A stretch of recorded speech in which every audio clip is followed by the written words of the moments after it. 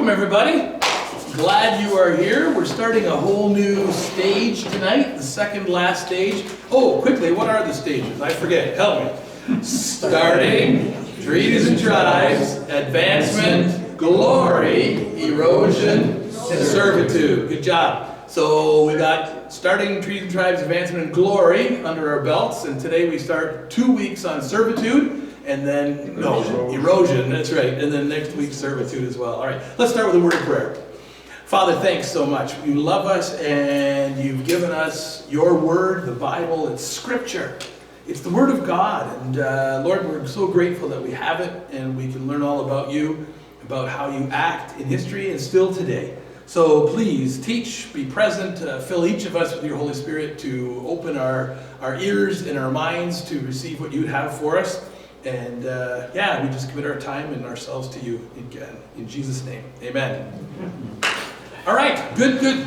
So, tonight, that's what I thought. Okay, tonight, as we move to erosion, we're going to cover a couple of 100 years of history.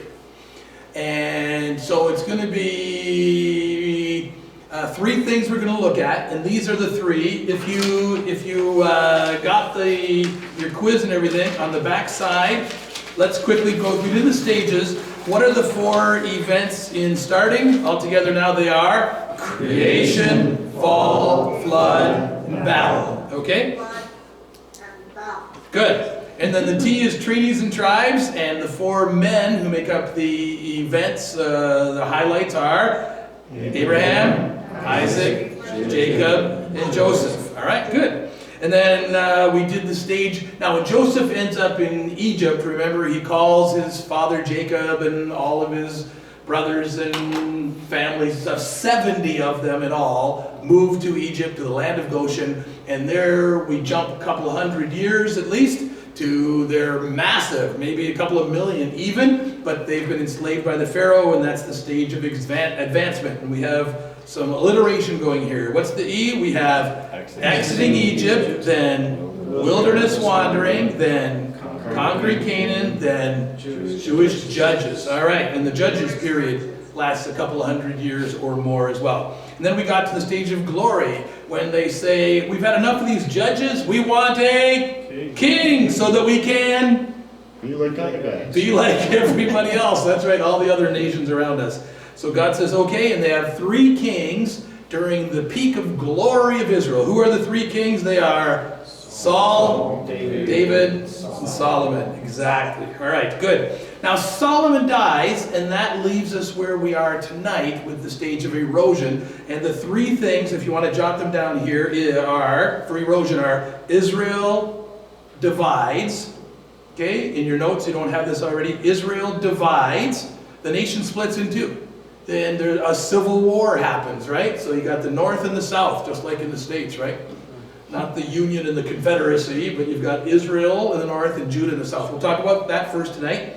And then you've got the fall of the northern kingdom is the second one. The fall of the northern kingdom. And the northern kingdom is 10 of the tribes, that's Israel. They keep the name Israel because they have, 10/12ths of everything. And then in a bracket, all year long, I'm going to only ask you to remember two dates. That's not bad for something with this much history, right? So write 722 BC there.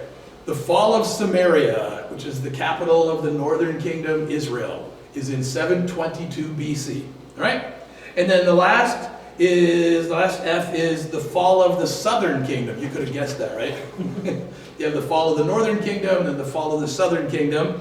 Okay? And the southern kingdom, of course, is Judah and Jerusalem, the fall of Jerusalem, the capital. And the date there is 586 BC. 586 BC. All right? Now these are noted, critical, important, and confirmed dates in history. So they're worth learning, worth remembering. So three items in erosion. The fall of, Israel divides, then the fall of the northern kingdom, 722 BC, And then the fall of the southern kingdom, 586 BC. Okay, so you don't have to, okay, let's say them together. Ready? Israel divides, fall of the southern kingdom. Northern kingdom, yes. Okay, sorry. And then fall of the southern kingdom. All right. Okay, good. And just so that you've got the sheet to be filled out, 2 weeks on erosion, then we'll look at servitude. And in servitude, you've got 3 men again. And the first one is Zerubbabel. Zerubbabel. Zerubbabel. Zerubbabel. And the next one's easy, Ezra. E-Z-R-A, Ezra. And then the last one is one of the shortest men in the Bible. Nehemiah. Yeah, Nehemiah. One of the shortest men in the Bible. N-E-H-I-M-I-H-A. Nehemiah. Did I spell that right? N-E-H-I-M-I-A-H. I think.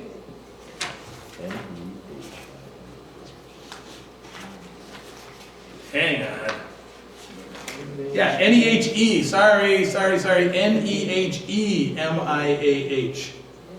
N-E-H-E-M-I-A-H. Okay, good. Let's quickly do the... oh, we got the rest of the quiz, don't we? We didn't even do the quiz. Okay, quickly. He pretended to be insane to save his life. Who's that? David, yes. Number 2, he was known for being a poor father. More than Saul. We don't actually know anything from Saul's sons. Yeah, we do. Ishbosheth, right? No, it's Eli, actually. Remember his 2 sons were cheating people. They were judges, but they would take bribes and stuff. Okay, and then Samuel's sons were the same, which is too bad, but Samuel... Oh, so Eli or Samuel, either one. Okay, if you had either Samuel or Eli for number 2, give yourself a mark. Number 3, he was the last judge of Israel. That would be... I hear you. Say it. Samuel, good. He anointed King Saul and King David. That would be? Samuel. Very good.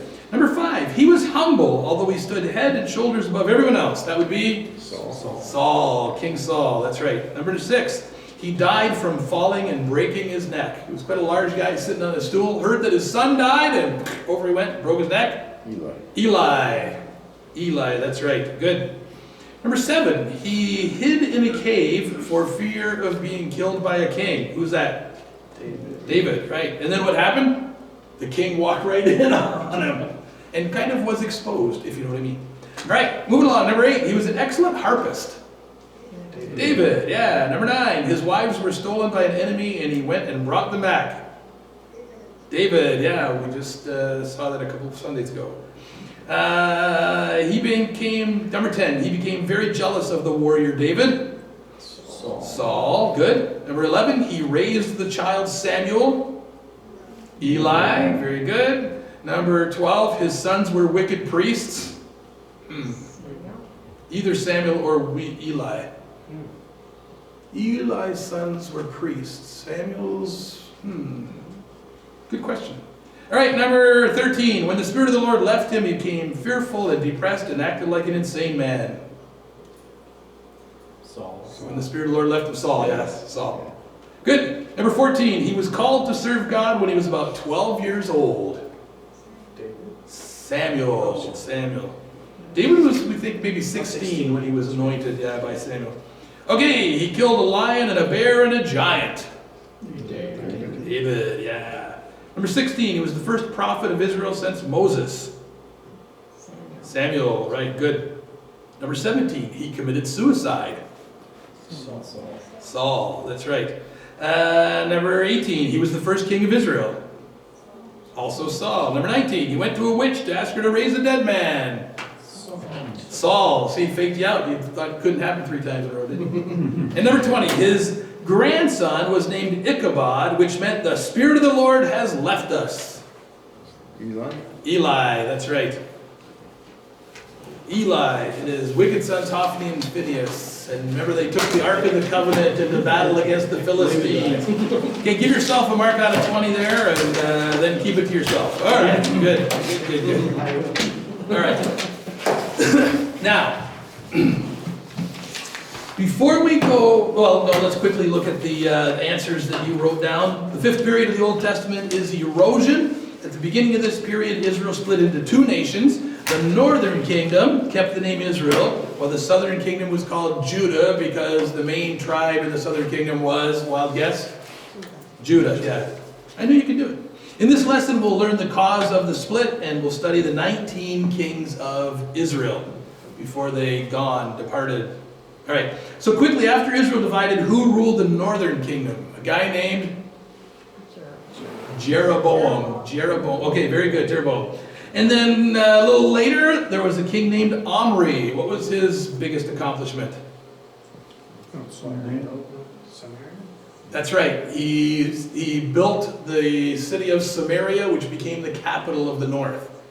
And even today, I don't know if you know this, we know them from the days of Jesus, but even today, there are Samaritans around. Okay, over in Israel, Samaritans. Okay, number 3, how would you describe Ahab? Evil. Provoking. Yeah, good. What else? Provoking. Weak, provoking. Because he arose the anger of the Lord. Yeah. He caused anger in the Lord for sure. Henpecked? Would anybody use the word henpecked?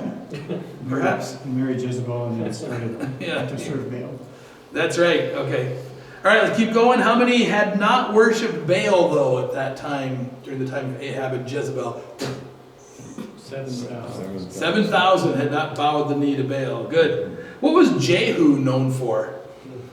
Drives like a maniac. Yes! He drives like a maniac. Who's that guy coming there? Oh, it looks like Jehu. He drives like Jehu. Like he had some kind of distinct way. Now, I've told you this before, but there are a lot of phrases in the English language that come from the Bible, words and phrases and stuff, and some of them used to be much more prevalent than before. Remember I talked to you about how anybody that walked with a limp was often, they said they had a Jacob's hip, you remember, because God touched Jacob and there he limped there forever. Well, this is another one actually, because this was a phrase that, that certainly went back to the horse and buggy days, but then also through, up to like 1950s, 60s, but the phrase, he drives like Jehu, was a phrase that people used, to mean he's a crazy driver, right? So, wild, interesting. Okay, and what caused the northern kingdom to fall?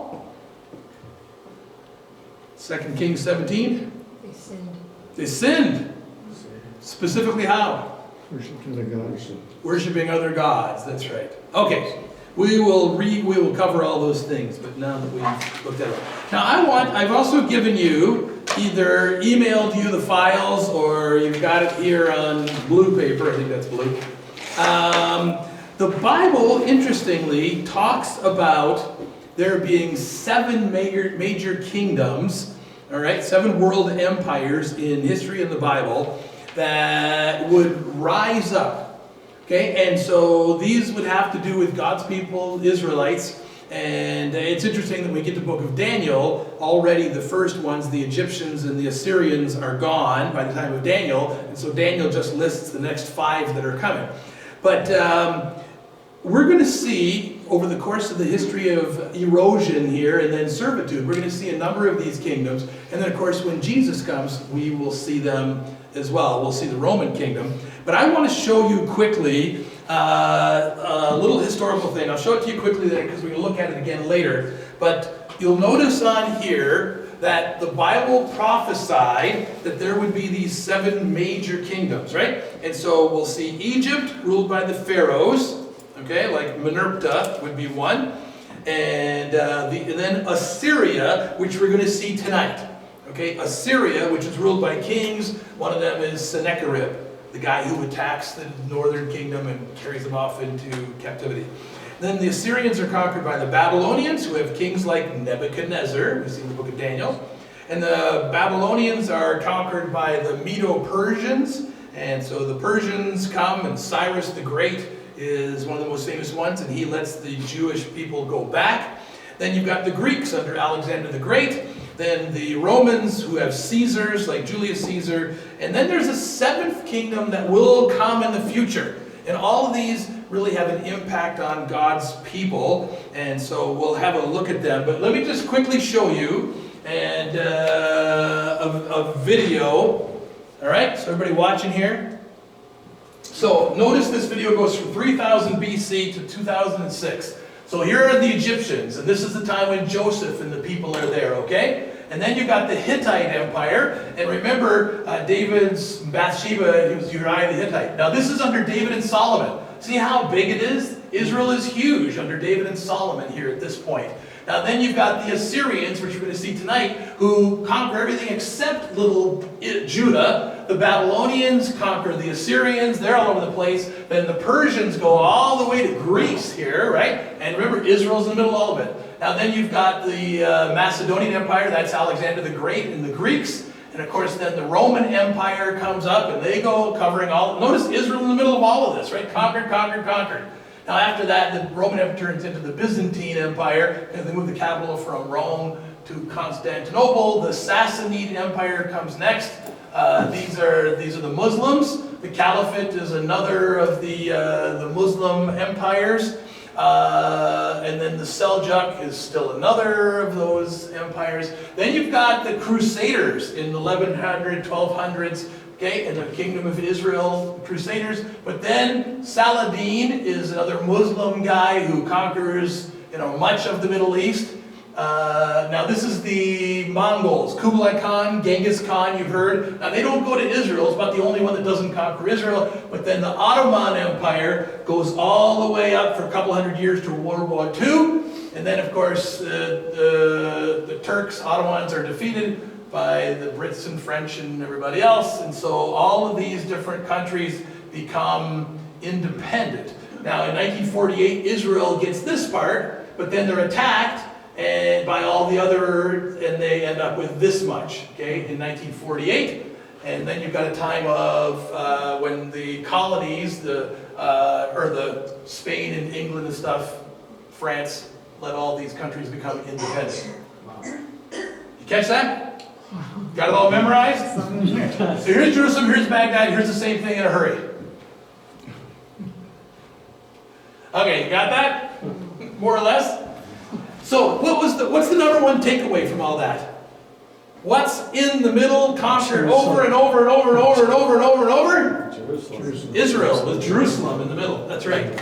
Exactly. So I'll show that again once more, but we need to kind of see this because poor Israel is in the middle. And all right, we'll come back to it. Let's jump right in today. Well, I already showed you this. All right. So. And I already printed it for you, so you have it, save some time. So here's Israel, or here are the 7 world empires the Bible talked about. And Egypt, Assyria, Babylon, Persia, Greece, and Rome. And then there's one more to come. I mean, Germany with the Kaisers because of what they did to the Jews, Was it England where at one point the sun never set on the British Empire all around the world?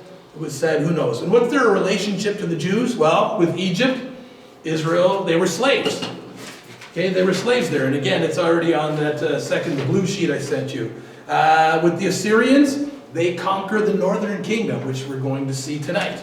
And then the Babylonians, with Nebuchadnezzar, conquer the southern kingdom. We'll see next week. Then the Persians, we know the story of Esther. And I'm thinking of doing a series on the book of Esther next year. We'll see. And they're the ones that allow the Jews to go home from Babylon when they conquer the Babylonians. Then you've got the Greeks under Alexander the Great. And Alexander conquers the whole world, right? The whole Middle Eastern world. And then he dies at the age of 33. It's crazy, right? That he conquered about everything. And so his empire gets split into 4 parts. 4 of his generals, I'm going to take this part and I'll take this part, and they become 4 different kings. And one of them is named Ptolemy, and he becomes the king of Egypt. He's Greek, right? He's Macedonian, he's Greek, and he becomes the king of Egypt. Later, he has a great granddaughter you might have heard of named Cleopatra. Okay, she's not Egyptian, she's Greek. You know, and they've conquered the, and so anyway, one of them in the area that includes Syria is named Antiochus IV Epiphanes, and he desecrates the temple, and he bans circumcisions or any kind of Jewish rituals, you know, Israelite rituals. He goes into the Holy of Holies in the temple, and he says, I want to see this God. And of course, you can't see God. He's not an idol. He's not a statue or anything. And he slaughters a pig on the altar. So this guy is horrible. And anyway, we'll see him more another time. And then the Romans, of course, controlled the world, the Middle Eastern world, at the time of Christ. And during only a 30-year period, in all of history, a 30-year period, they developed crucifixion. And Jesus is crucified during this one little period, even though the Bible prophesied that way back in the Old Testament. All right, and they developed a great road system so that the Apostle Paul and Barnabas and Silas and all these guys could travel freely without, you know, worrying about borders and stuff, and to share the gospel after Jesus goes back to heaven.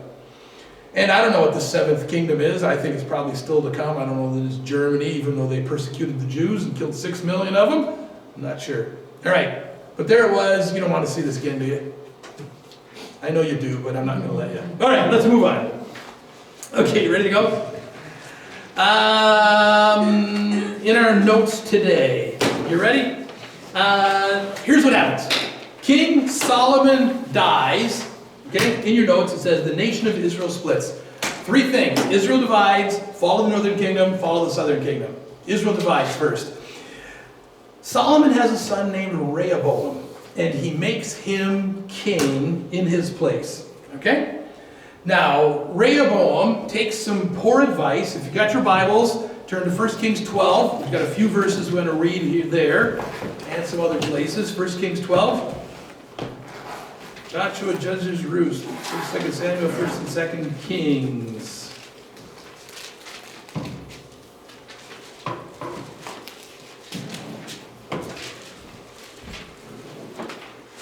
1 Kings 12, ready? Let me just quickly read this. All right, so Solomon made his son Rehoboam the king in his place. And after they co-reigned for a little while, but after that, Solomon dies, and here's what we read, verse 12, chapter 12, 1 Kings 12, 1. Ready? Rehoboam went to Shechem, for all the Israelites had gone there to make him king. Now, when Jeroboam, son of Nebat, heard this, he was still in Egypt where he had fled from Solomon. He returned from Egypt. Okay, let me stop. Okay, everybody look up. Pay attention here. Here's what happened.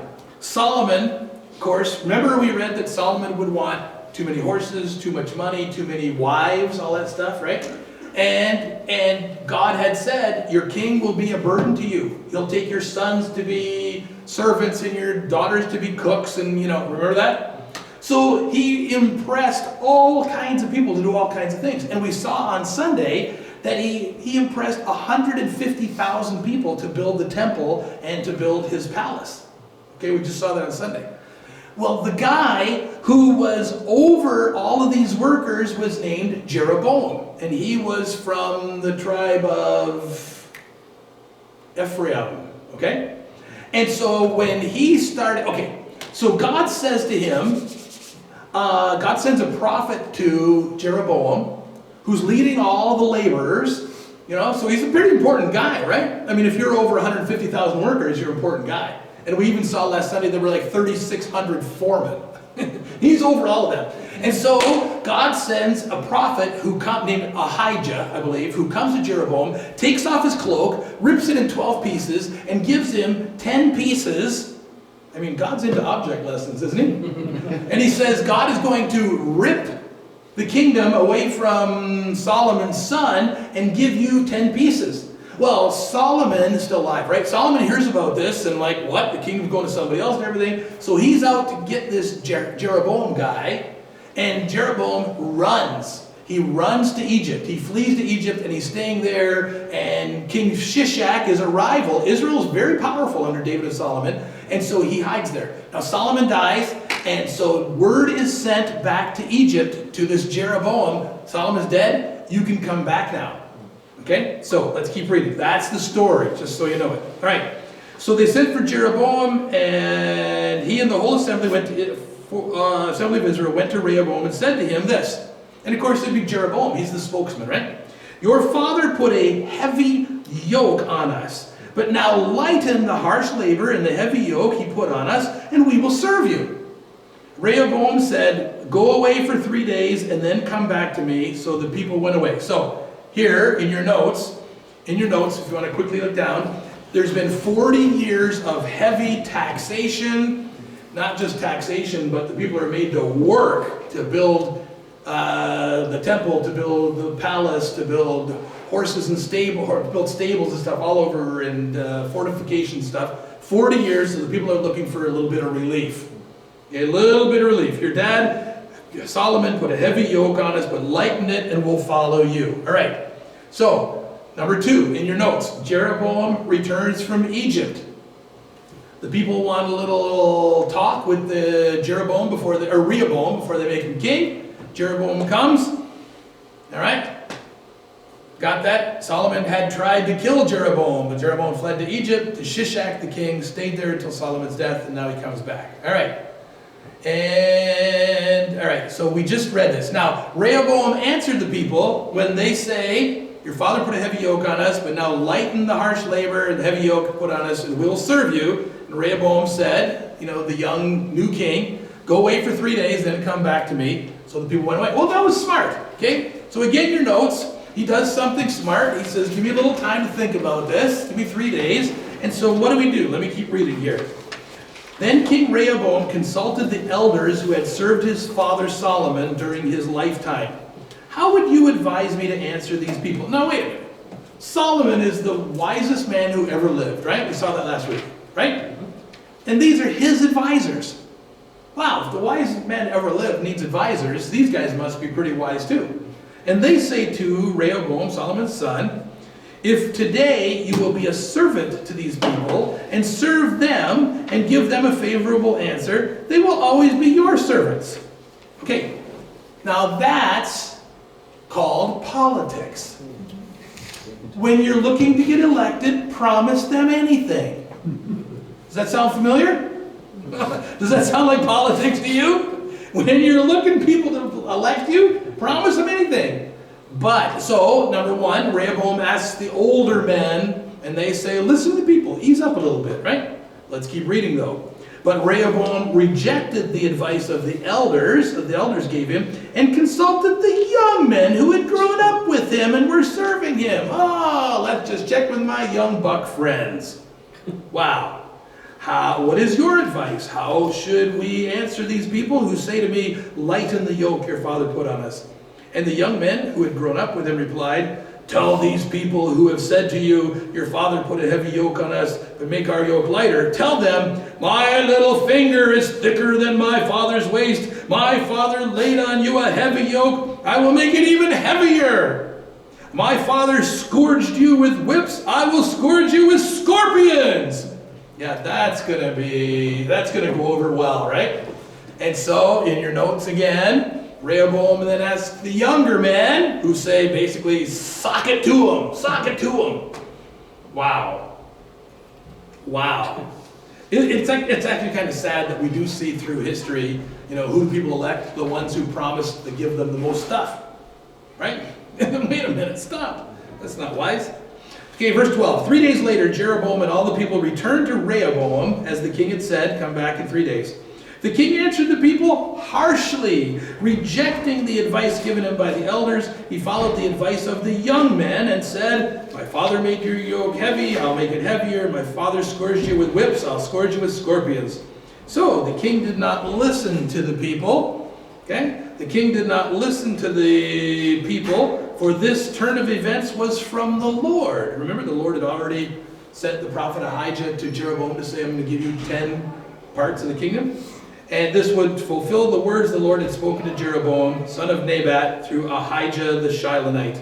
And when all Israel saw that the king refused to listen to them, they answered the king,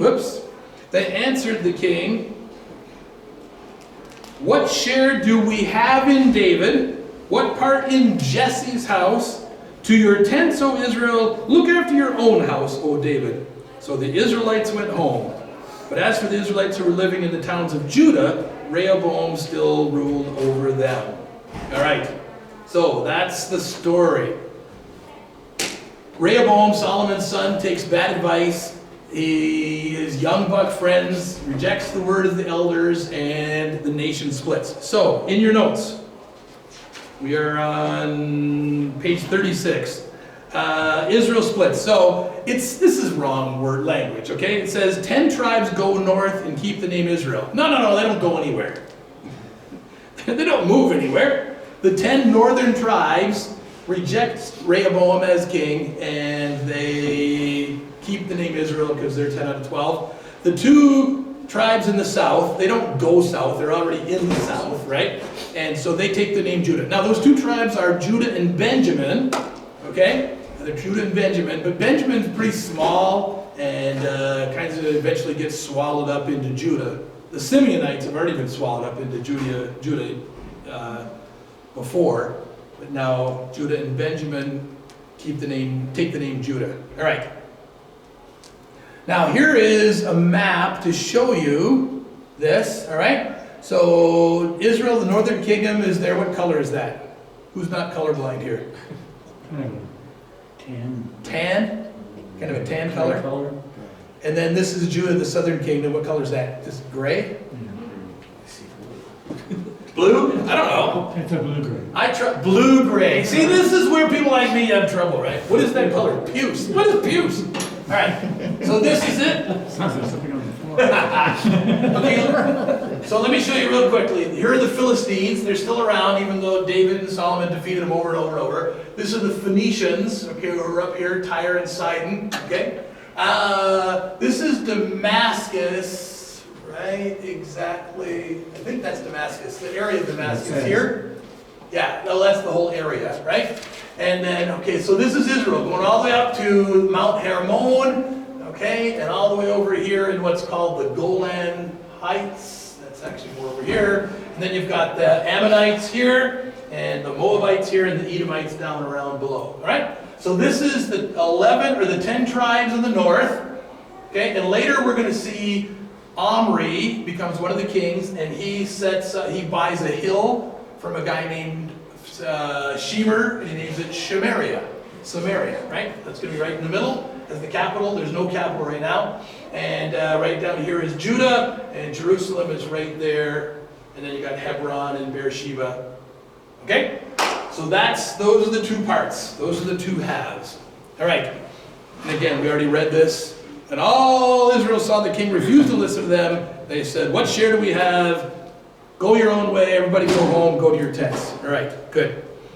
All right, so now that's the first part. 3 highlights in erosion. The first is Israel divides. Israel divides, got it? And that's the story. It's Rehoboam's fault. Although God knows the future. God knows everything. And so, it was all, God already picked who was going to be the guy to be the next king. So, part 2. The story of the northern kingdom, which is going to be the rest of our time tonight. And next week we'll look at the story of the southern kingdom, which is Judah. Now let me share with you really quickly. There are 3 different names that you can give to these. So it's the northern kingdom, also called Israel, also called Samaria, eventually after the capital. And in the south, it's the southern kingdom, also called Judah, also called Jerusalem after its capital. Okay? Just so we got that, people will use any of those names, and as you see. Right, so in your notes, Israel, which is the northern kingdom, the northern 10 tribes, has 19 kings. Now we're not going to look at all 19 of them. One of them only reigned for like 2 months, okay? But we are going to look at the most important half dozen, the most important 6 kings of the northern kingdom. So they have 19 kings. And of all of these 19 kings, ready for this? None of them are good. None. Zero. Zip. Zilch. Nada. Not one of these kings is good. I mean, a couple of them are all right for a little while, but none of them is a good king. And we'll see that as we go through them. Thirdly, the northern kingdom becomes known for its idolatry. Like right off the bat, for its idolatry. And we'll see that in a moment. Okay? And the northern kingdom lasts from 931, which is the death of Solomon, 931 BC, to 722 BC, which is the date that I told you before. I'll ask you to try to remember. So it goes from 931 BC when Solomon dies and Rehoboam takes over, to 722 BC when the Assyrians from the north come down, wipe them out, scatter them all around.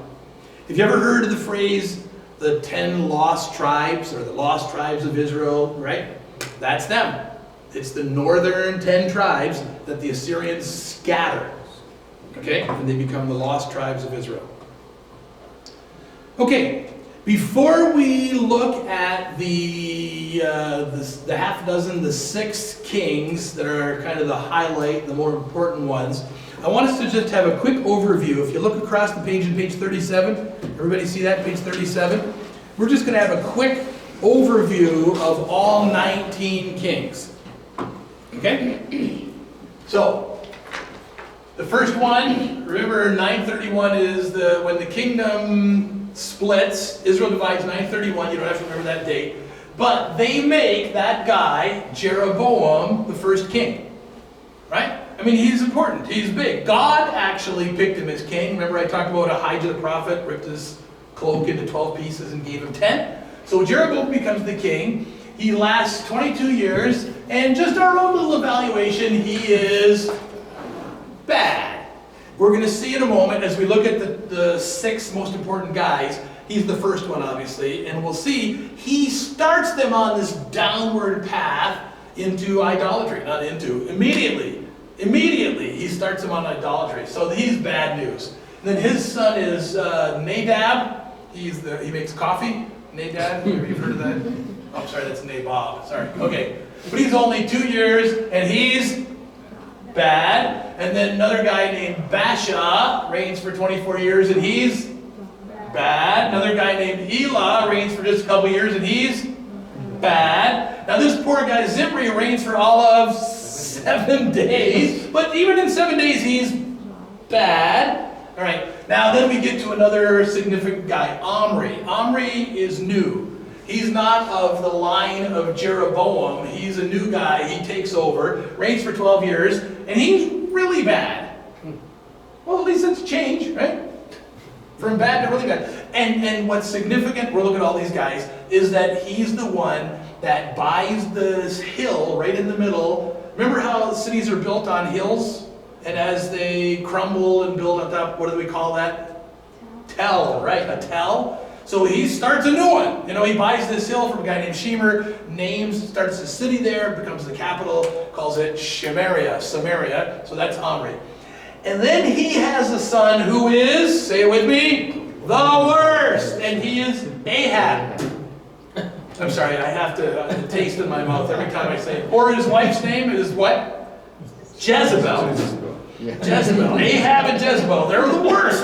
The worst. Okay, we'll talk about them. He lasts 22 years. And then his son Ahaziah. A couple of years he's bad. Then Joram, who's mostly bad. And by that time, Ahab, Ahaziah, Joram, by that time God says, okay, I had enough of this family, new family with Omri. And then Ahab. I've had enough of this family, I'm done with them. And so God sends a guy named Jehu. Remember the guy we read earlier, the wild driver? You know, they can just see him coming. Oh, drives like Jehu, you know.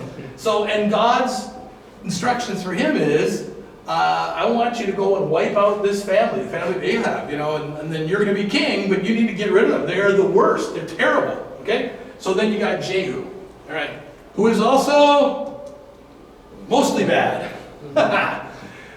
Jehoahaz, 17 years, he's bad. Joash, 16 years, he's bad. Jeroboam the second, okay? Now, he's not actually related to the first Jeroboam, you know, who got the 10 pieces of the robe and stuff and set up golden calves. Ooh, it's a little bit of a hint for you of what we're going to talk about. Jeroboam actually was bad too, but he reigned the longest, 41 years, and he made Israel powerful.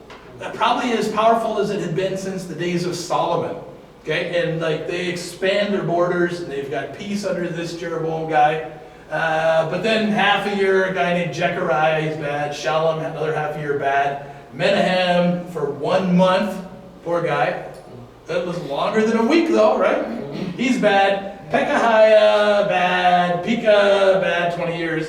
And then Hoshea, we'll talk about too, simply because he's the last guy. By this time, the Assyrians, okay, one of the reasons I showed you that little video earlier is that poor Israel is in the middle of everything. This way, this way, this way, this way, this way, everybody conquers Israel. And so a lot of these kings, and then next week when we see the kings of Judah from Jerusalem, the southern kingdom, a lot of these kings are kings during this time. So like, the Egyptians come through, are we going to be partners with them or not? Like we're kind of forced to, right? But then the Assyrians come, or the Hittites, or the Babylonians, and like, every time, like they're defeated, and they're forced to be vassals, slaves to them, if you will. And so the Assyrians already had come and conquered, and so finally this Hoshea says, I'm not paying you any more tribute. I'm not giving you half our crops and all our gold and everything. And so the Assyrians say, fine, we're done. We conquer, we scatter you everywhere, we separate families, everything. You are no more, you're gone.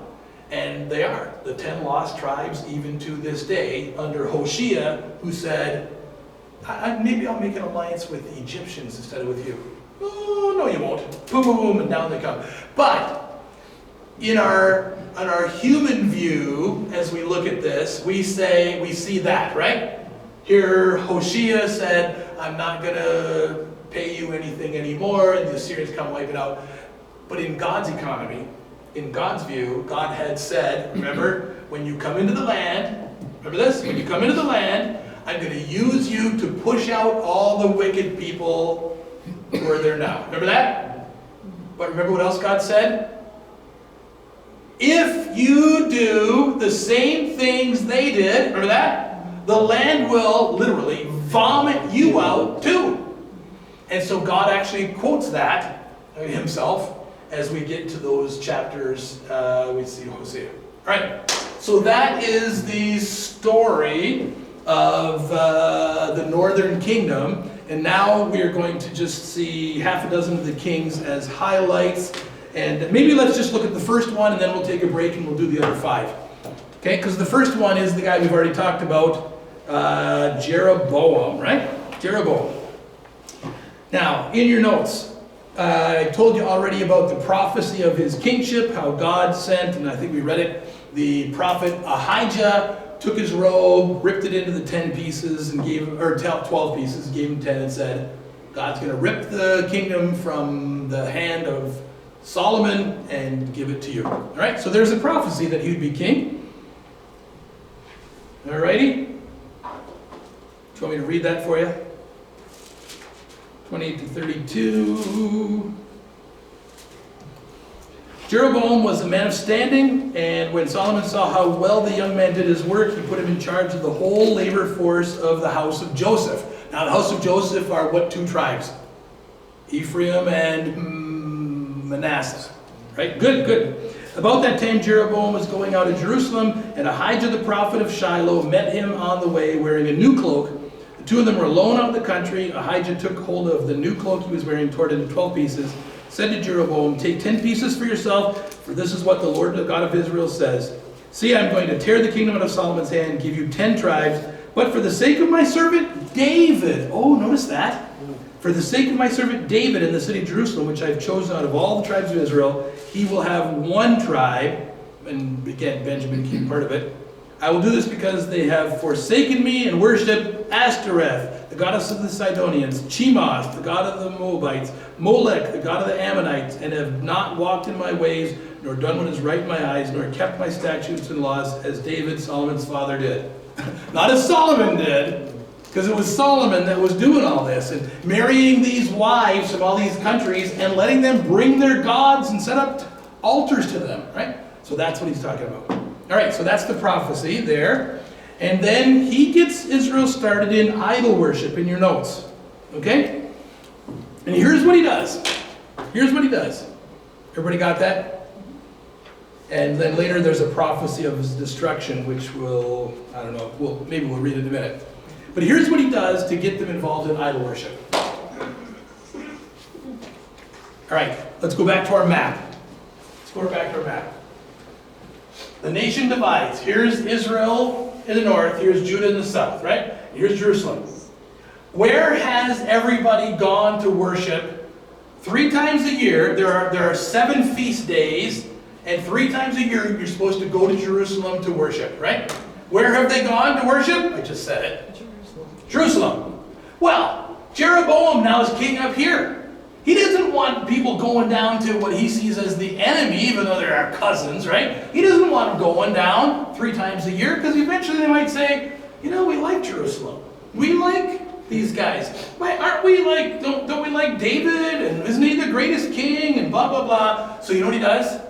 He sets up, right off the bat, as soon as he becomes king, he sets up golden calves. 2 of them. One, he says, we got people scattered way up here. So here's Dan. Remember the Danites were supposed to take this part of the land of Israel, but they couldn't capture it, so they moved way up here into this piece. Remember that? Yeah? No? Yes? So that's Dan. And often we say from Dan to Beersheba, right? Dan to Beersheba, top to bottom, right? Well, he sets up one of these golden calves in Dan, and then he sets up a second golden calf on Mount Gerizim, which is right here, kind of in the middle, if you will, right? Mount Gerizim. Here's Samaria up here, Mount Gerizim. There's Mount Ebal and Mount Gerizim, which are 2 hills. Remember at the end of the book of Joshua, Joshua brought all the people together and like representatives of 6 of the tribes around Mount Ebal and representatives of 6 around Mount Gerizim, and one side shouted all the promises of God and the other shouted back all the curses if they didn't follow God. Remember that? So that's right there, Mount Gerizim and Mount Ebal. They're very important, right in the middle. And this Jeroboam guy sets up 2 golden calves and says, here are your gods, Israel, worship them. Mount Gerizim and in Dan. Now, where do you think he got the idea of a golden calf from? Where have we last heard about a golden calf? Yes. Moses' son or brother, what was his brother? Moses and Miriam and Aaron. Aaron, right? And when Moses was up on Mount Sinai, Aaron's down there, makes the golden calf for them to worship. So here we are, we're hundreds of years later, and this schmuck Jeroboam gets him started back in idol worship. One there, one there. What do you think God's thinking? Yikes! So that's how, remember we said they're known for idol worship? Well, it starts off right off the bat. Right off the bat with Jeroboam saying, I don't want him going to Jerusalem anymore. Here's where you worship. Here's what you worship. And it's so sad. All right? Now, by the way, this is up in Dan. Okay, way up here in the map in Dan, they found a place that they know was a place of worship. And so, like, they even have constructed, they believe this is where, does this look familiar? Like, kind of the horns on this, like the altar, right? Sacrifice altar. And they believe it was right there. So they put this too, and it's got these places. So they think, like this, they don't know for sure. They do know that this worship site in Dan goes all the way back to that time, but they don't know 100% for sure that this is the place where Jeroboam set up the golden calf up in Dan. But that is a worship site, worship area. And I think I got zooming in on the specific area that was up in the top there. Stairs going up to it and all. And you can see again, the chiseled the stones to fit together. Like this is 3,000 years later, you know, and you see how these, you know, fit together and stuff, you know, wow, amazing. So that could possibly even be the place where Jeroboam set up the golden calf. Way up in Dan. All right, good. You know what? We're going to take a break. It's 8 o'clock, and 5-minute break, and then we'll look at the other 5 kings, and hopefully I think we'll be done a little bit early. Some time for your prayer partners and stuff. So 5-minute break right now. Right now.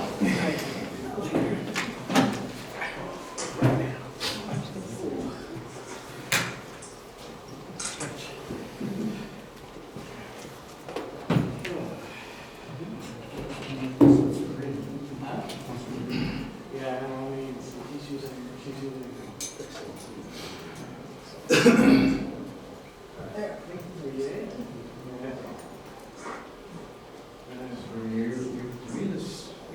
everybody? Oh, there it is. Okay. It's hard to read because there's so many names. Yes. Yes. I don't know if you remember it all. Well, And I'm not just remembering, I guess you just understand it all, right? sure. I've been a long time. Yeah.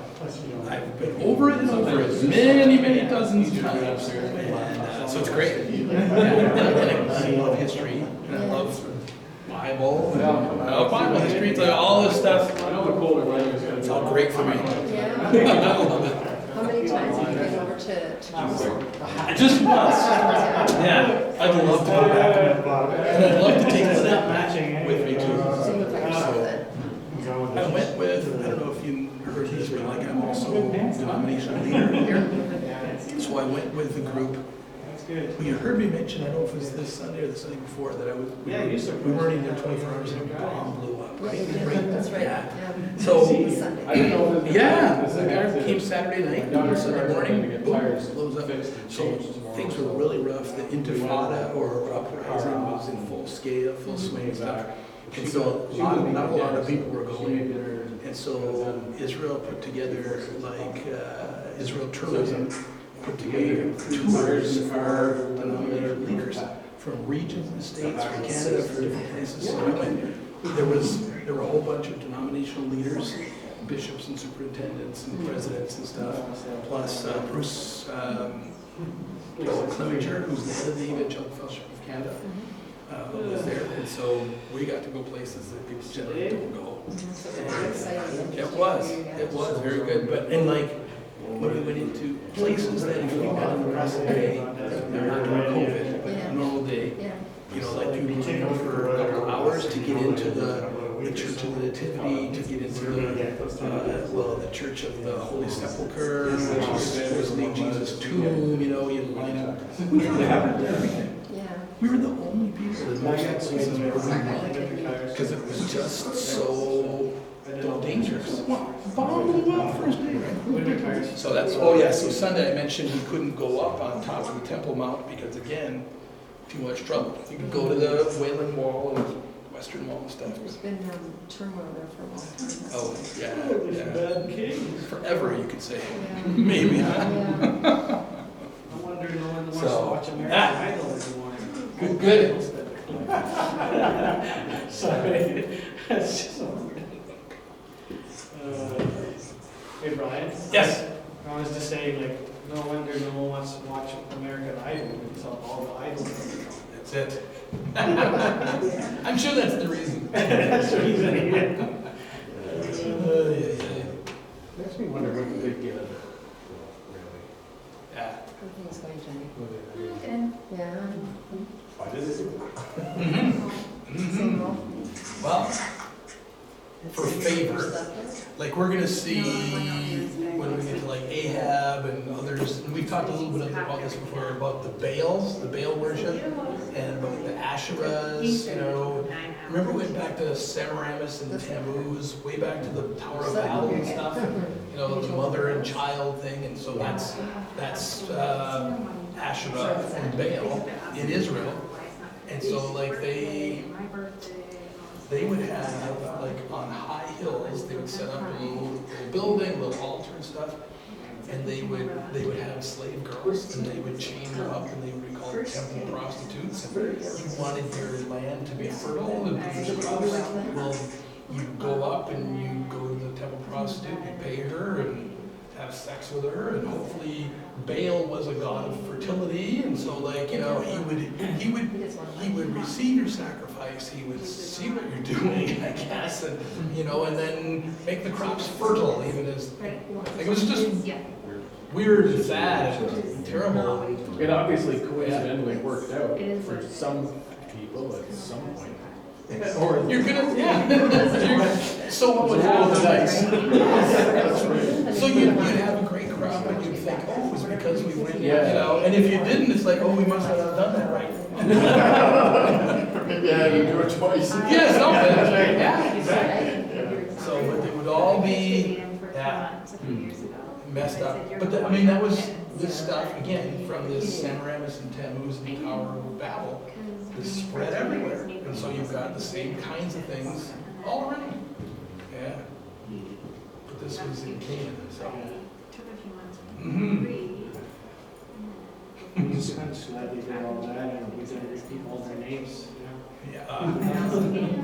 It wasn't stuck memory anymore, was it? Oh my goodness. Well, Sunday, okay. So Sunday we'll be looking at David's last days and his last words, but the last week after that, we'll look at, what is David thankful for as he looks back in his life. And so that's the chapter that talks about. Remember we were talking about how David had these 30 famous fighting men, you know, how Uriah the Hittite was one of these 30 guys. Well, all of their names are in this big one. I'm skipping them mostly. Yeah. We'll see. All right, ready? It doesn't matter there. And the girls are Okay, everybody ready? we'll talk. Come on back. Omri. It's like the name of a car. Ooh, yeah, I had one of those. Pontiac Omri. Yeah. It's about the car, right? Yes, it was bad. Exactly, it was bad. Worse. I used to have a dog on me. Did you?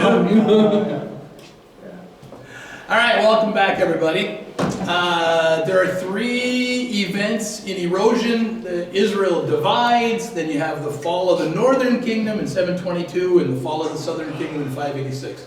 So say that with me. Ready? 3 events in erosion. You've got Israel divides, then you have the fall of the northern kingdom, and then you have the fall of the southern kingdom. Good. And can you remember the dates? The fall of the northern kingdom was 722 BC. Good. And then the fall of the southern kingdom, fall of Jerusalem, was 586 BC. Okay, good. Don't kill yourself over it now. Wait till you get home. All right. Nah, just a joke. Okay, so we saw Jeroboam was the first king of the northern kingdom, Israel. And immediately he set up 2 golden calves in Dan and on Mount Gerizim. And he was bad. He was bad. And then his son, and the next guy, and everyone says, and he did all the deeds, you read some of this, and he did all the things of Jeroboam before him, which was the golden calves, right? Now you know that, right? Now it gets to the point where God says, that's enough, Jeroboam and his family, so he brings in a new guy named Omri, all right? So Omri. And in your notes, okay, we see that Omri brought the northern kingdom to international fame. I don't know why the line is so small there to write the word international on, but sorry about that. International fame. Again, he strengthens the borders, he builds up strong towers, and makes some international trade, and so he's good. And he's most known for, and if this ever would be on a quiz question, hint, hint, hint, if this was ever on a quiz, it would be, he's famous for making Samaria the capital city. Making Samaria the capital city. And we read in 1624, 1 Kings 16:24, that he bought the hill of Samaria from Shemer for 2 talents of silver, built a city on the hill, calling it Samaria after Shemer, the name of the former owner of the hill. But, let me go on to the next verse. Omri did evil in the eyes of the Lord and sinned more than all those before him. What? More than Jeroboam, who set up like golden calves? Are you serious? Yes. He walked in all the ways of Jeroboam. He walked in all the ways of Jeroboam, son of Nebat, and in his sin, which he had caused Israel to commit, so that they provoked the Lord, the God of Israel, to anger by their worthless idols. All right, so that's Omri. Okay, got the picture? Omri. Makes the country powerful, makes Samaria the capital as he buys the hill off Shemer, names it after him, but he's wicked, more wicked than all the rest. That's Omri. Now, Omri has a son who is even worse. Matter of fact, he is the worst, and his name was Ahab. Here's an actual picture of him, right? No. It's the most kind of sinister-looking guy you can think of here. In a cartoon, right? So, okay, so here's Ahab, and he's the worst. A couple things about Ahab. First, he introduces Baal worship to Israel. Now let me draw our map here again. Okay, you got, all right, so the border is here, here's Jerusalem, Samaria is here in the middle. Up here are the cities of Tyre and Sidon. So, what has God been telling his people going back to the beginning about wives? What has he been saying?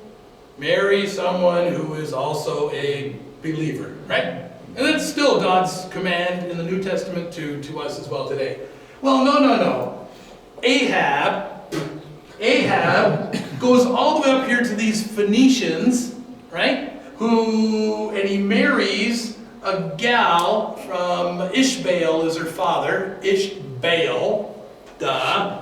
And so her name is Jezebel, but shortened to Jezebel we have. So he marries her. And she not only comes with some kind of dowry, she comes with hundreds of priests to Baal and priests to Asherah. Now Asherah, okay, there are statues of Baal and stuff, but Asherah, there's not so many statues. Asherah, forgive me for this, but Asherah was the woman. Remember going back to the Tower of Babel, and you've got Semiramis and Tammuz, the mother and daughter, and she had her son Tammuz, and he died, and she fasts for 40 days, and he raised back to life and stuff, and it's just, anyway, and how that gets, after Babel, that gets scattered everywhere. So that kind of story is all over the place. And here in Canaan, it's Asherah, the mother, and Baal, the son. He's a fertility god. And so with Asherah, you worshipped her by setting up a pole. And yes, it was a phallic symbol. That was part of the deal. So you'd set up this pole to worship Asherah, and you'd set up a shrine with maybe an idol to Baal. Baal's the god of fertility and rain. And so I was saying to some of the guys earlier, what you would do, you would find a high place, a hill somewhere, and on the top of that, you'd build a shelter, you'd build a building, you'd have an altar there, and you'd do a sacrifice. Usually there was a slave girl or two that were forced to be up there. They're temple prostitutes, they were called. And so you want to have your crops grow in the spring, whatever. You would go up to the top of this hill, you would offer a sacrifice, you would pay the temple prostitute girl, you would sleep with her, and you would hope that Baal, the god of fertility, would see this, and he would be pleased and cause your crops to be fertile and grow plentifully. So that's how this worked. And they would make sacrifices to Asherah, which was the pole. Remember we saw with Judges, Gideon went into his father's town and chopped down his father's Asherah pole and smashed the altars to Baal. Remember that? And Gideon did that. So this is what's happening. Stupid, excuse me. Not supposed to use the S word. Oh, the grandchildren aren't here, we're okay. Stupid Ahab leaves God's land, goes to Sidon, marries the daughter of Ishbaal, who comes, named Jezebel, and basically sets up idols, sets up Asherah poles, 450 prophets to Baal we know she has at one point, 400 more prophets of Asherah. Yikes! Who's feeding all these guys? Well, all the people of Israel through their taxes, right? Through their taxes. So Ahab, that's what he does through his wife Jezebel. Right. Now I'm going to tell you a story that's not in our notes tonight, but it's going to be relevant next week, so I just want you to pick this up. Okay, so everybody listening, pay attention here. There's going to be a king down in Jerusalem. Is it Joram or is Jehoiada? No, that's not him. Okay, there's going to be a young king down here in Jerusalem. And so he marries the daughter of Ahab and Jezebel. Her name is Athaliah. Okay? And so she comes down, and she goes down and marries him. And guess what she brings with her? Idols. Baal. Asherah, the whole thing. And like, so we're going to see this next week. You watch it. You watch. And it's interesting because, is it Micah, the prophet? A prophet at the time, and he says, "Oh, Samaria, your walls are broken down. Everything is terrible, horrible there. There's a disease. You're dying. And the disease has come to the door of Jerusalem." How? Through Ahab and Jezebel's daughter Athaliah, who comes down as the queen and brings all of that with him. And what had we said? Watch out who you marry. Remember, even Solomon, what? Brought them down, right? Okay. Led them astray is the phrase. So here's Ahab. He's the worst. He brings Baal worship. And one of the reasons God hates Baal worship is that in some places, Baal worship included the sacrifice of children. And it kind of goes back to, again, the whole story of Semiramis and Tammuz, or Ish and Ishtar. You know, it's all over the place. You know, and where like Tammuz had died and gets raised back to life, and they would sacrifice children. And a number of them, you know, I think I talked to you about a Molech earlier, and how it was a big hollow, you know, and you had a fire, and ooh, it was terrible stuff, right? So that was part of it too, and that's part of the reason why God hates. One of many reasons why he hates this. All right. Now, he's the epitome of evil. So somebody, we're in the top of page 38 now. Okay? Somebody read for me this paragraph that's on the page. It's also the top of page 48. Nice and loud, if I volunteer. Somebody? Anybody? I'll read. All right. Thank you, Chris. Dogs will eat those belonging to Ahab who die in the city, and the birds of the air will feed on those who die in the country.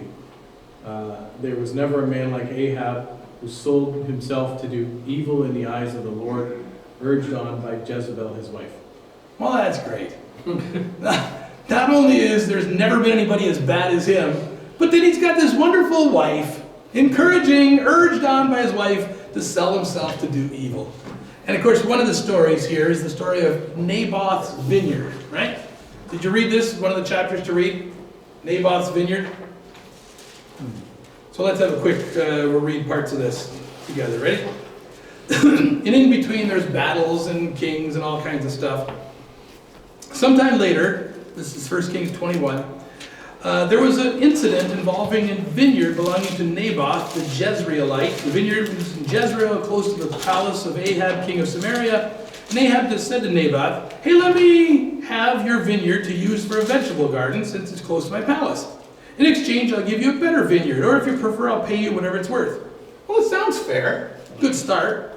But Naboth replied, "Oh, the Lord forbid that I should give you the inheritance of my fathers." No, this is my property. It's my family property. It's been in our family, right? So Ahab went home sullen and angry because Naboth the Jezreelite had said, "I will not give you the inheritance of my fathers." And he lay on his bed sulking and refused to eat. What a man! What a king! Oh my goodness! He's laying on his bed, sucking his thumb, pouting in the corner, all sullen. Holy cow! Maybe I shouldn't have said she was henpecking. Maybe it just, he was such a wimp, right? What a guy. Now his wife Jezreel came in and asked him, "Why are you so sullen? Why won't you eat?" I'm sure that's probably not how she said it. "Why are you so sullen? Why won't you eat?" And he answered her, "Because I said to Naboth the Jezreelite, sell me your vineyard, or if you prefer, I'll give you another vineyard in its place. But he said, I won't give you my vineyard." You guys know how to read the Bible, just yeah. And his wife says, and she's actually right. Jezebel, his wife, said, "Is this how you act as king over Israel? Get up and eat. Cheer up. I'll get you the vineyard of Naboth the Jezreelite." Now, he didn't know how she was going to do it, right? He thought, "I'll get it for you. Maybe I can talk him into it. You know, I don't know." So she wrote letters in Ahab's name. Deceit. Uses the king. Placed his seal on them. Sent them to the elders and nobles who lived in Naboth's city with him. And in those letters she wrote, "Proclaim a day of fasting and seat Naboth in a prominent place among the people. But seat 2 scoundrels opposite him and have them testify that he has cursed both God and the king. Then take him out and stone him to death." Wow. So that's what happens. And he gets the vineyard. Who thinks God's happy about this? Anybody? Nah, no, not at all. So so I think just in that story we get a picture of the kind of guy Ahab is, wicked, right? And the kind of gal Jezebel is, a murderer, deceitful murderer. And terrible story, but it really gives you a picture of Ahab and Jezebel. All right. Now, this all comes to a head as God brings maybe the greatest prophet there is, named Elijah, around. All right? And Elijah is from the north. And God raises up prophets anytime he needs to come and speak up. And usually the prophet's message is, repent. Turn back to God. This is wrong. Turn to God, right? So there's so many great stories about Elijah. And you read some of them here for tonight. At one point, he's also sulking and pouting, and God sends a guy named Obadiah to come to him and say to him, you're not the only one. There's how many? 7,000 people who haven't bowed the knee, to Ahab and Jezebel or to Baal and Asherah. And so he gets a little bit encouraged. And God says to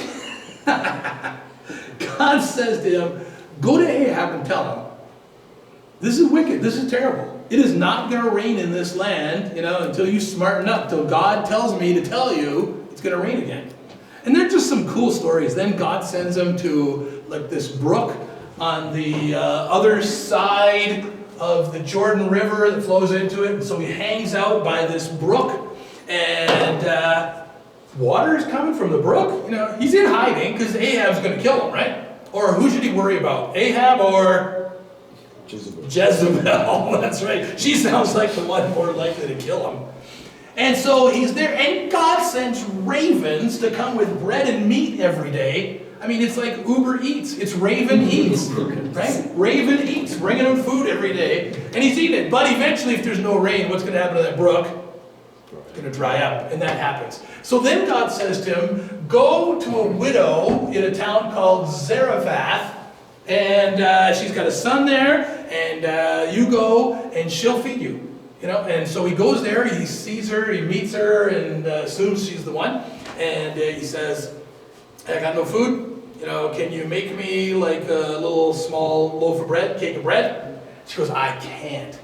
I only have enough oil and enough flour to make one for me and my son, and then it's done, it's gone, we're going to eat it and die. Oh, great, right? Great. So he says, no. I'm a prophet of the Lord. And so if you make one for me, there'll still be enough oil and flour for you to make one for your son. And as long as you, feed me in the name of the Lord, it will never dry out. And she believes him and says, okay. And so in he comes, and this lasts for months and months and months. It's a beautiful story. At one point her son dies, and she says, why did I help you? My son died. And so he goes up and says, Lord, why did this happen? Could you bring him back to life? And he kind of stretches out on him, and he comes back. It's just a lot of cool stories. There's this prophet Elijah, and then he has a protege that follows on named Elisha, and Elisha watches Elijah get carried up to heaven, in a whirlwind, and there's a chariot of fire. You've heard the phrase chariots of fire in the movie. That's from that story as Elisha takes over from Elijah. It's amazing. It's amazing stories, and which I'm sorry we can't tell them all here. But God finally says to Elijah, the first one, okay, I'm ready to go. So Ahab has been looking all over for him, and Obadiah, his right-hand man, and they're searching, finally find him, and Ahab says, this is it, this is enough, come on, man, come on, stop it. He says, okay, let's have a contest, right? Let's have a contest. There is there's a big valley here, okay, but that valley is because there's a huge ridge. It's called Mount Carmel on the end, and it looks out over the Mediterranean Sea. So Elijah says, go back to Samaria, bring all the people, and bring all of these prophets of Baal to meet me up in Mount Carmel. We're going to have a contest, right?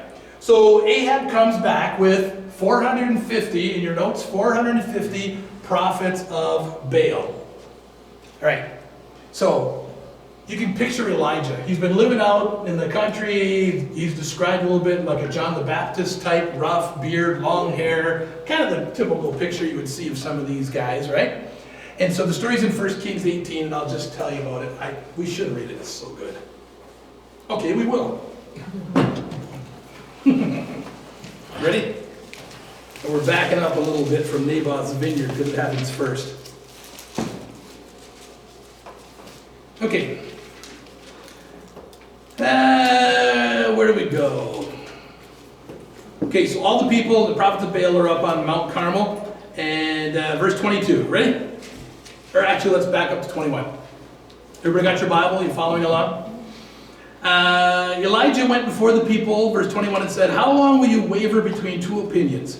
If the Lord," and notice that's all capitals, so if Jehovah, if Yahweh is God, follow him. But if Baal is God, follow him. But the people said nothing. Okay. Then Elijah said to them, "I'm the only one of the Lord's prophets left, but Baal has 450 prophets. Get 2 bulls for us.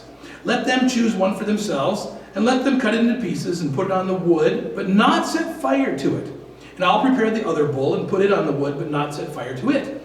Then you call on the name of your God, and I will call on the name of the Lord," notice his name there, Yahweh, all capitals, "the God who answers by fire, he is God."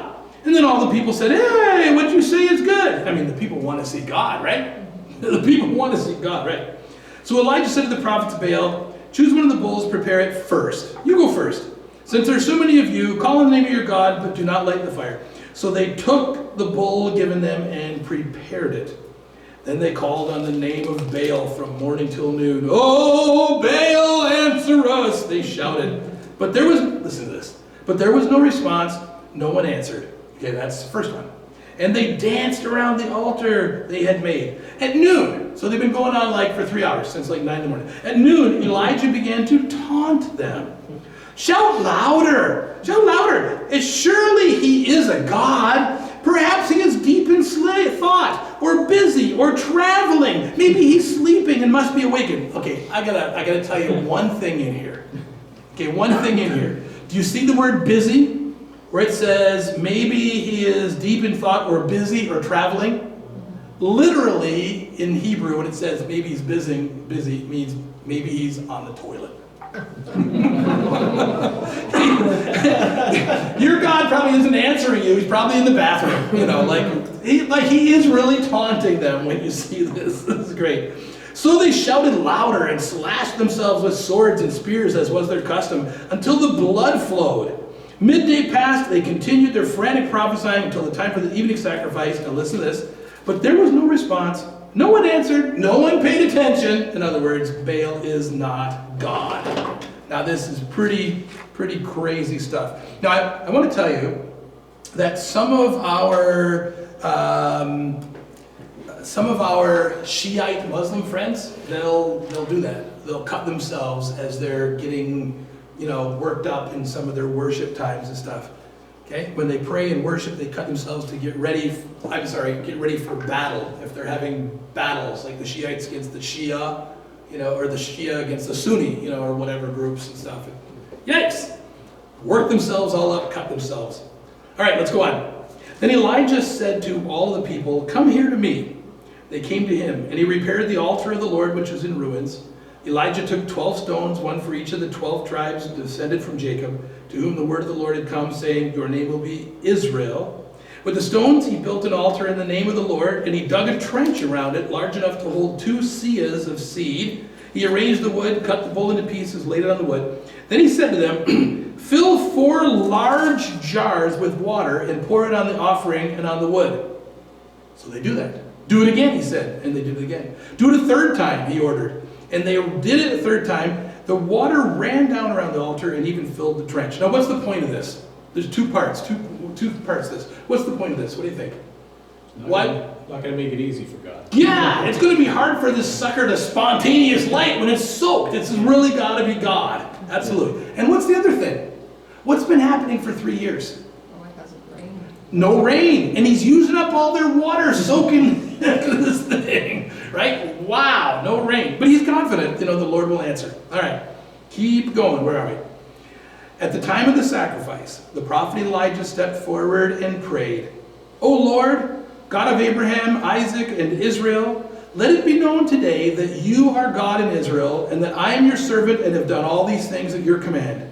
Answer me, O Lord, answer me, so that these people will know that you, O Lord, are God, and that you are turning their hearts back.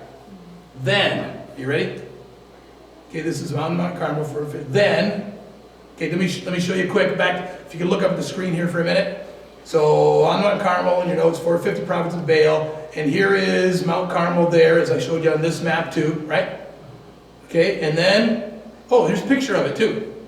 Okay, I said it's kind of a ridge that goes across, called Mount Carmel, and you can see it. There's kind of the end of it where they would have been. And then, now, what's the condition of Israel at this time? Spiritually, they're dry, right? Most are following Baal and Asherah. And what's the significance of him using water? The altar's soaked. It's not going to just, stray spark and light it up. And the water is precious supply. And so what happens? Look, there's a picture. Another actual picture. Somebody had their iPhone out that day, and the picture has survived till now. The fire of the Lord fell and burned up, listen, the sacrifice, the wood, the stones, and the soil, and licked up the water in the trench. And when all the people saw this, they fell prostrate and cried, Yahweh, He is God! Yahweh, He is God! And Elijah commanded them, seize the prophets of Baal, don't let anyone get away. They seized them, and Elijah had them brought down to the Kishon Valley and slaughtered there. So Elijah said to Ahab, go, eat and drink, for there's a sound of heavy rain. So Ahab went off to eat and drink, but Elijah climbed to the top of Carmel, bent down to the ground, put his face between his knees. Go look toward the sea, he told his servant, and he went up and looked. There's nothing there, he said. 7 times Elijah said, go look, go back, go back. The 7th time the servant reported, a cloud as small as a man's hand is rising from the sea. Ooh. Elijah said, go and tell Ahab, better hitch up your chariot and go down before the rain stops you. You got a cloud the size of a hand. Oh, the rain's going to stop you. Meanwhile, the sky grew black with clouds. The wind rose, a heavy rain came on, and Ahab rode off to Jezreel. Now, he's riding on a horse. Listen to this, verse 46. The power of the Lord came upon Elijah, and tucking his cloak into his belt, he ran ahead of Ahab all the way to Jezreel. Wow, that's fast. I could have used that when I was running track. Power of the Lord, just tuck your robe up and boom, you can faster than a horse. Isn't it? That's pretty cool stuff. All right, by the way, here's a picture of it today. Today, on that, the end of Mount Carmel, looking out over Mediterranean, that's what you see. There's a monastery that's built there today, kind of halfway up. All right, looking out over the Mediterranean. That's where that happened. Okay. Good. So, now there's more to the story. Sadly, like, the next day Jezebel says, I'm going to kill him! I'm going to kill him! And word comes to him, and he runs all the way down to Beersheba from Mount Carmel, and he's just, he's sad, he's disappointed, he's depressed. Because now the king and queen are trying to kill him again here. And so he hides, he sits under a broom tree. Here's a picture of a broom tree. Can you see why you call it a broom tree? And it's interesting because he's depressed, and what happens? God gives him sleep. God sends angels to bring him food and water. A lot of times when we're depressed, get something to eat. Get a good sleep. I mean, it's not simplistic, okay? That's not what I'm saying. But it's going to help, and that's what God does for him. So, interesting story. And then Ahab dies, okay? And it's the story of a king. So here's what happens. Again, God prophesies and says Ahab is going to die on this day, and so there's going to be a battle. And again, the Ahab, king of the northern kingdom, and I forget what king is the king in the south, and so they get together to battle against the Arameans up here. And in the battle, there's already been a prophecy that Ahab's going to die. And so Ahab says to the king, tell you what, why don't you wear all the kingly stuff everybody can see from a mile away, and I'll just dress as a soldier. Wow. But what happens is, it's his time. God says it's time. God prophesies he's going to die. Prophesies he's going to die at this time. And so he disguises himself, but he's killed anyway. A stray arrow hits this undisguised soldier out of all the battles, all the soldiers in the battle, and he dies. And it's Ahab. It's Ahab. And by the way, he's in a chariot, I think. And so later, part of the prophecy, which we didn't read here, was Ahab will die, all of them will die, and the dogs will lick up the blood. It's kind of terrible. And so Ahab dies in this battle, and then back in the city of Samaria, Jezebel, somebody tosses her out the window, and the dogs come lick up her blood from off the street. Yikes! This is brutal stuff, okay? We all recognize that, but it's historical, accurate stuff. So that's Ahab and Jezebel. Now, God had said, oh, can I tell you another story? Do you mind? Okay, our map doesn't go far along, but we go way, way down here, okay? Way, way down here, we get to Mount Sinai, also called Mount Horeb, right? Where Moses got the 10 Commandments and all that stuff, right? What did they get? 10 Commandments, renewed covenant, and the plans for the tabernacle, right? So Elijah, he leaves, he goes down to Beersheba, where he's sitting, and God revives him. God sends him down all the way to the base of Mount Sinai, and he's there in a cave, okay? And this is amazing stuff, and you probably know some of these stories, but I'll try to do it real quick. Like, God's going to speak to him.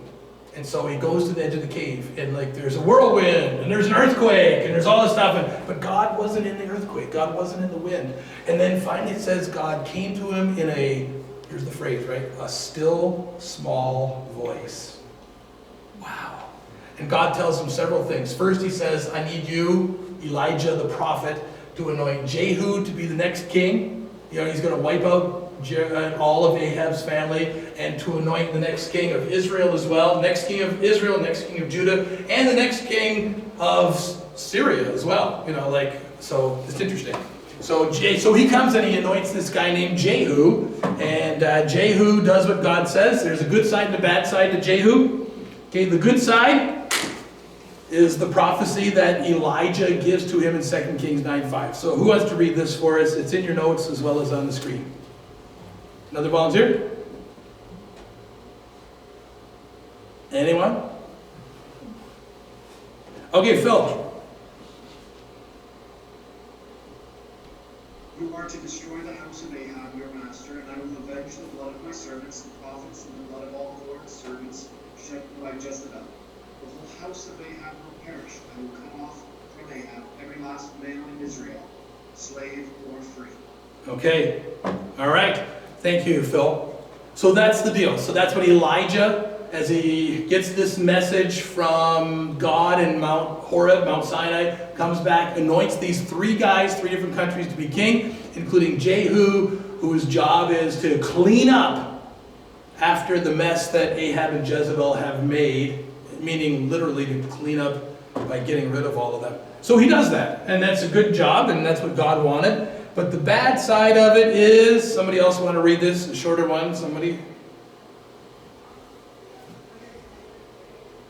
Don't be shy. Right there, Lex. Yet Jehu was not careful to keep the law of the Lord, the God of Israel, with all his heart.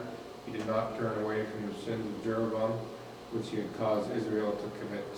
Okay, so it's great that he listened to what God said when it's, kill the next king, kill the old king and become king. He listened to that, but he did not turn away from the sins of Jeroboam. Okay, remember, first king Jeroboam, first king of Israel in the north, what did he do?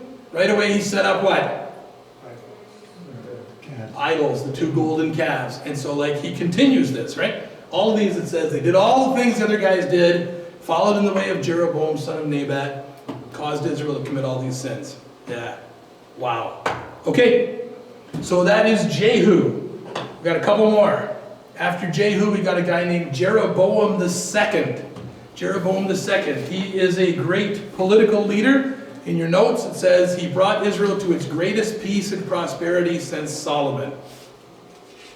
So Omri had done that before, but Jeroboam II, even though he's not related to the first Jeroboam that set up the golden calves, and got 10/12 of the prophet's robe, he's not related, but he's got the same name, right? So you could name your kid Abraham Lincoln.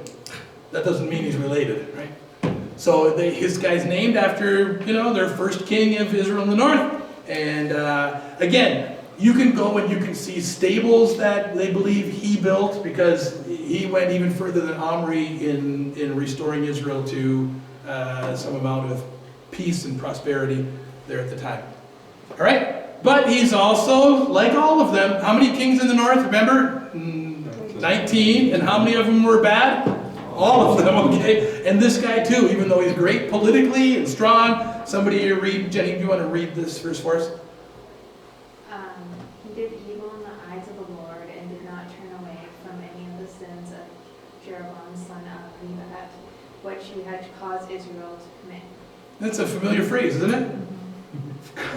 Didn't it? Yeah. He didn't turn away from the sins of Jeroboam, son of Nebat. So another guy, very powerful. The reason we highlight this guy is because in history, he's a powerful guy. He brings Israel to great prominence once again, since Solomon. And then one more, the last one, and we only highlight Hoshea because he is the last king.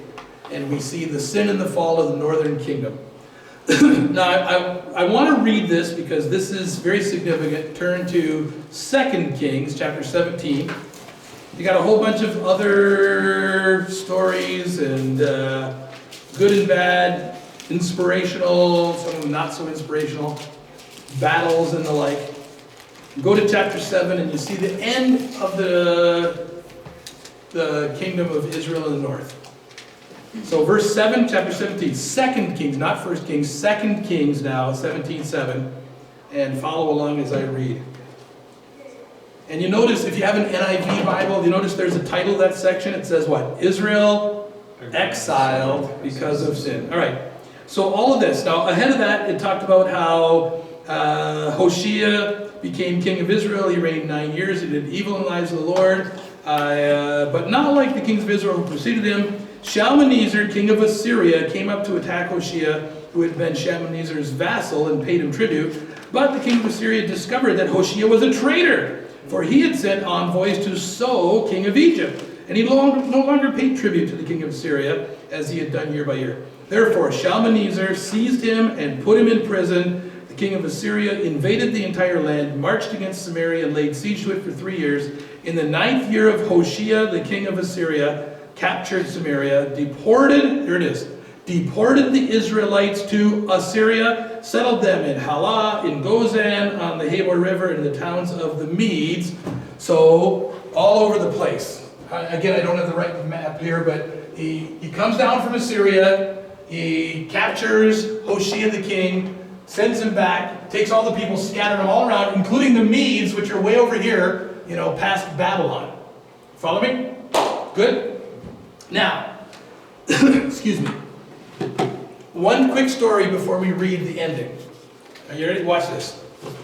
So he comes down, Shalmaneser and his son Sennacherib, right? They come down from Samaria, or from Assyria. They capture Samaria, and then, they scatter all the people. And then they come down to Jerusalem. Like, eventually they go all the way to Egypt and they defeat the Egyptians. But as they come to Israel, or to Jerusalem, it's up in the hills. And so they capture a couple of the towns that lead up. Here's the plains, right? You're going uphill to Jerusalem. And it's an interesting story we're going to see next week as we look at the southern kingdom.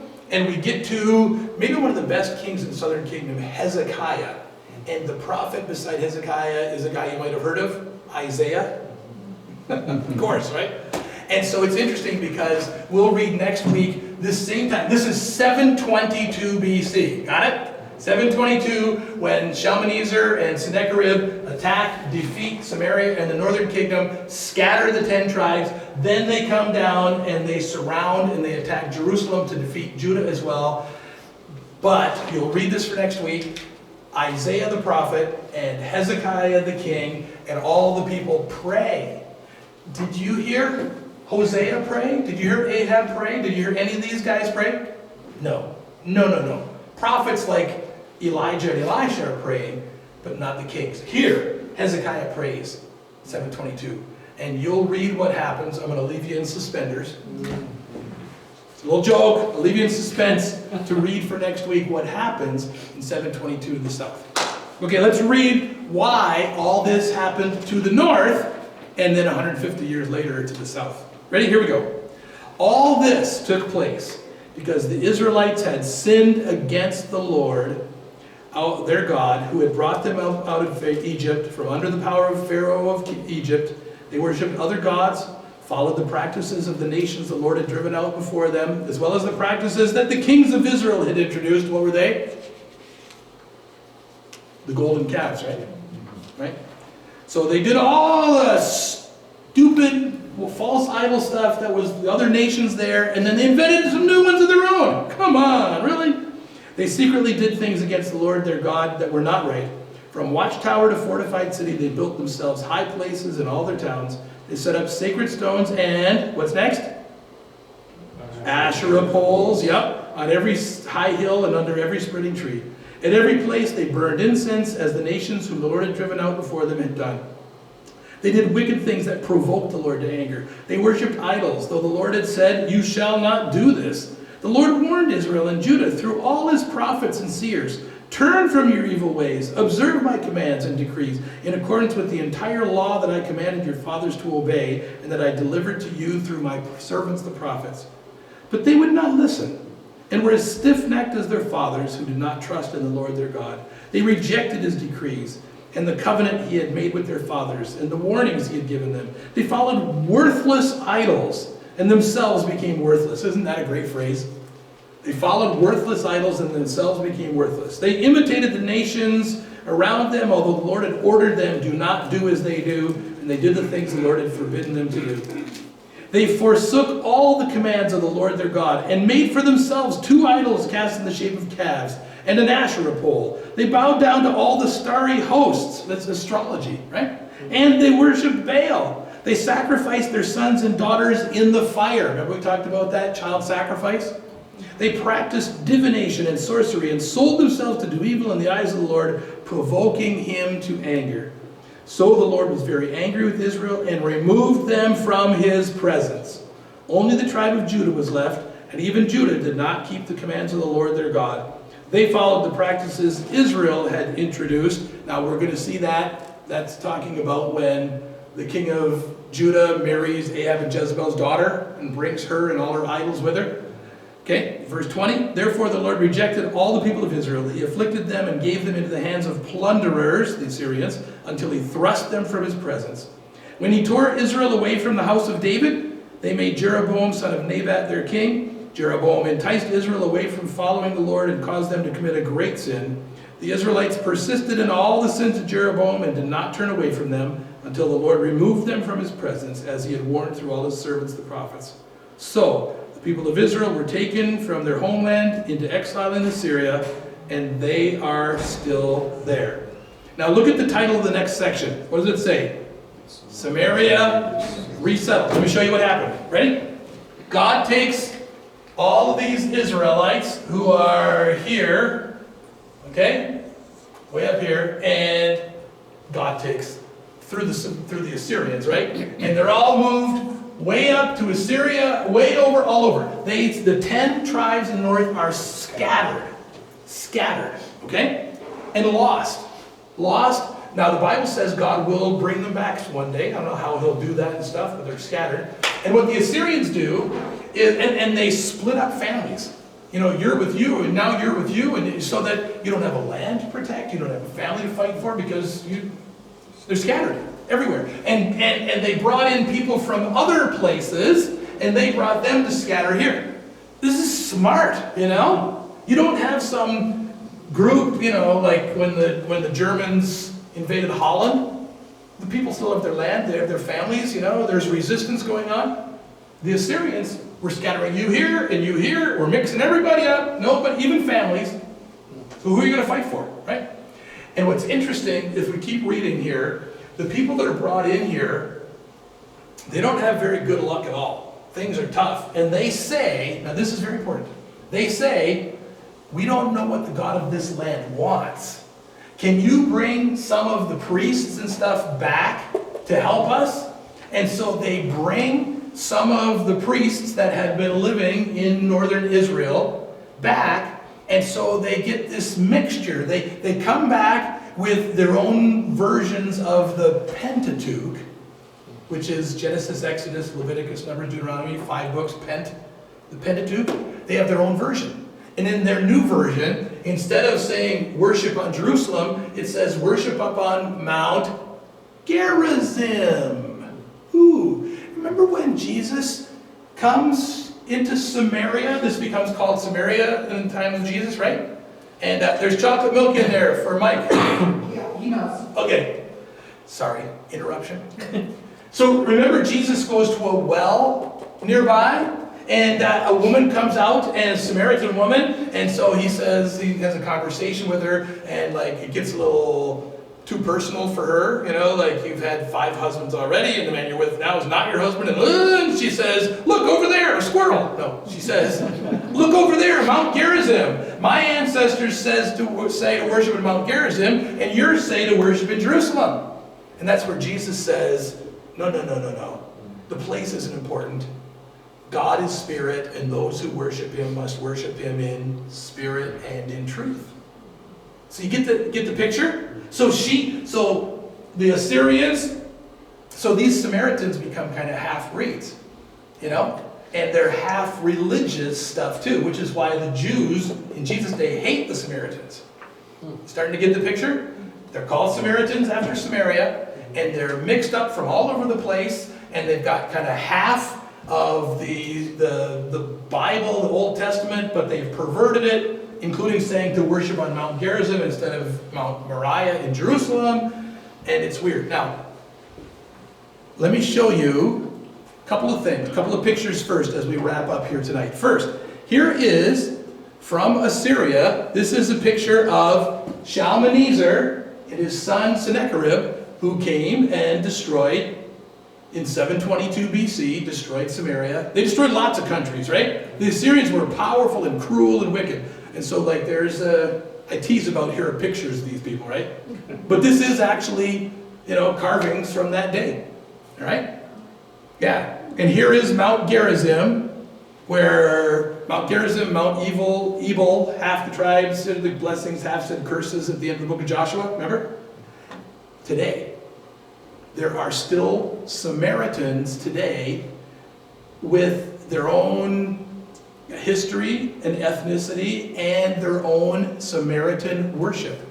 And here they are on Mount Gerizim, some Samaritan priests holding an ancient copy of their own Samaritan Pentateuch right there. These are Samaritans today. They still worship. I'll show you where. Here they are going up on Mount Gerizim, sacrificing lambs for their own Samaritan Passover.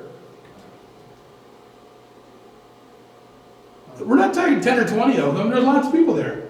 Up on Mount Gerizim, still today, sacrificing. And here's a picture of the Samaritan high priest, at least, 14 years ago, named Eleazar.